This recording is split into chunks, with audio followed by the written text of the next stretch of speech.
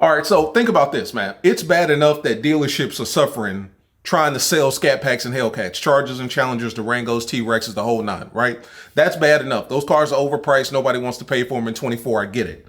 But think about the commercial route. Think about law enforcement. Think about all of the police departments all over the world that have been using Chargers and Durangos and even Rams since what, 2015, since to now?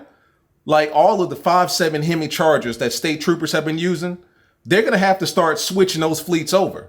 No more Durango 392s. I've even seen Hellcat Chargers in North Carolina from state troopers. They're going to have to start switching over those fleets. And guess who's taking over?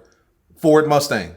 Ford Mustang is quietly becoming the #1 police car all over America. We're going to start seeing nothing but 5.0s and 650s all over the road chasing us down because Dodge has dropped the ball. And I know that's a huge hit to the wallet for Dodge.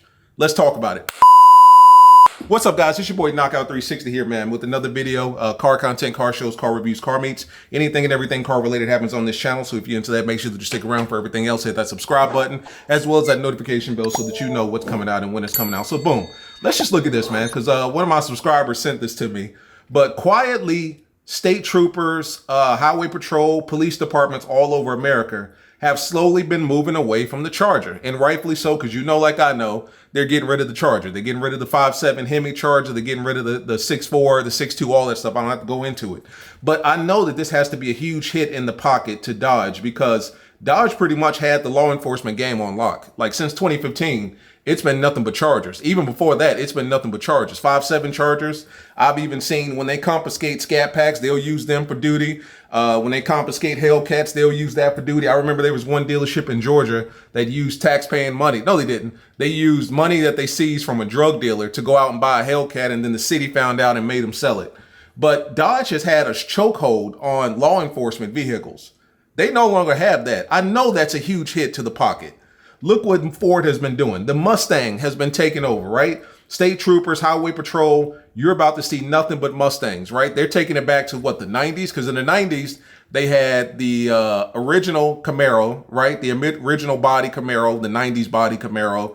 Then they switched over to the Corvette.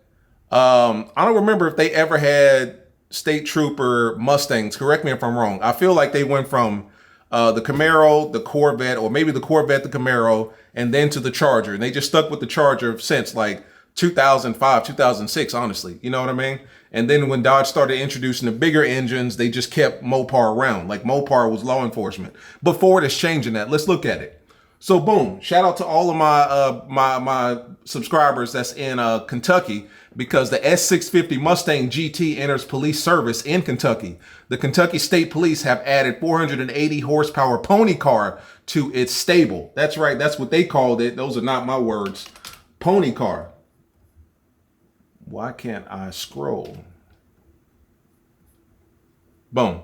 So yeah, Kentucky has done it. And they've done it with the new body 2023, 2024 Mustang. So for all of you that's in Kentucky, tell me if this is true.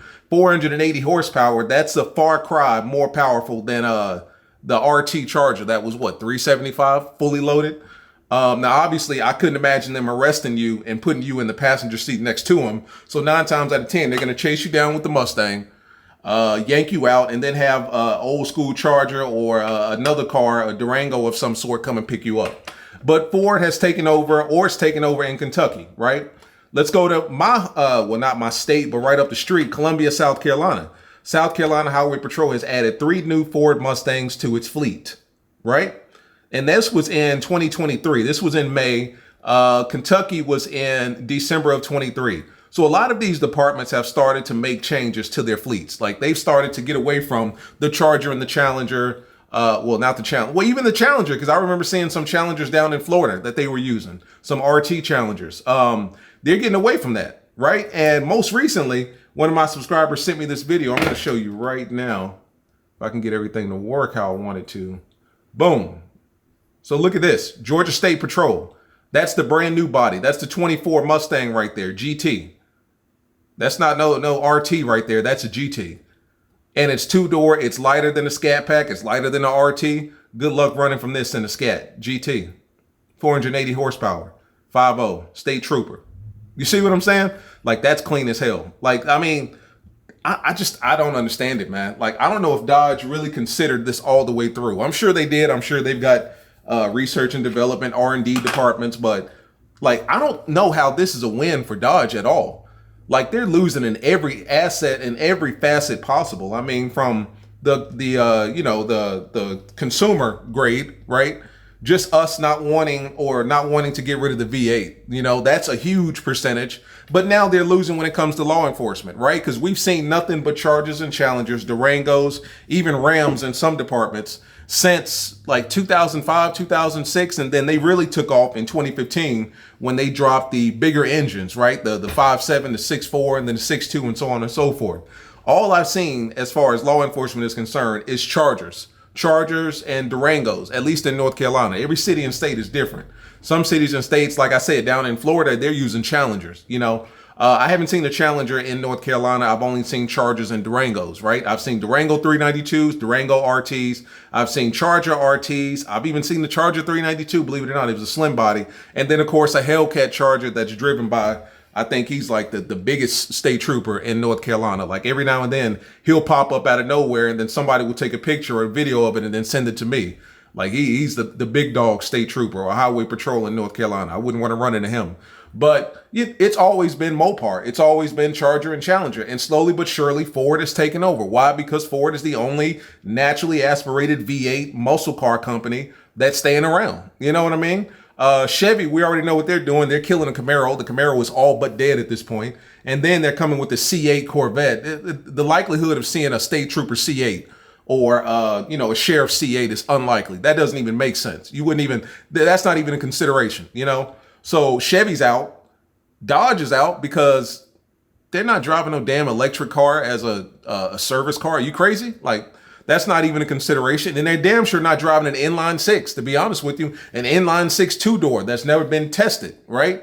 Like, this is Dodge's first attempt at an inline six engine, let alone an electric motor, right? This is their first hands-on experience with an inline six. So police officers or police departments in general are not going to, bet their entire fleet on an inline six Charger. So of course they're going to what's tried and true, and what's been around longer than any of us have been watching YouTube videos and driving Scat Packs and Hellcats, the Mustang, the Ford Mustang. Let me go ahead and stop it there. The Ford Mustang, that car has been tried and true. It's powerful, it's fast, it's light, it's agile, it's much lighter than the Charger.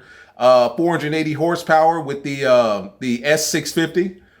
Correct me if I'm wrong, 5.0 and S650 is different. Like, the 5.0 is like the baseline, and then the S650, I'm assuming that's like it's a Scat Pack, I get that, but I think it's like the top or the upper echelon, like the Daytona Scat Pack or a TA Scat Pack, like it's a special edition. But 480 horsepower pony car, Mustang 650, good luck getting away from that. Like, you're going to need cats and so on and so forth. Now, granted, people always say you got to know how to drive it. That's true. I get that. But, it's lighter. It's damn near faster. 485, 480. There's a 5 horsepower difference. But, of course, the weight comes into play when it comes to Scats versus this.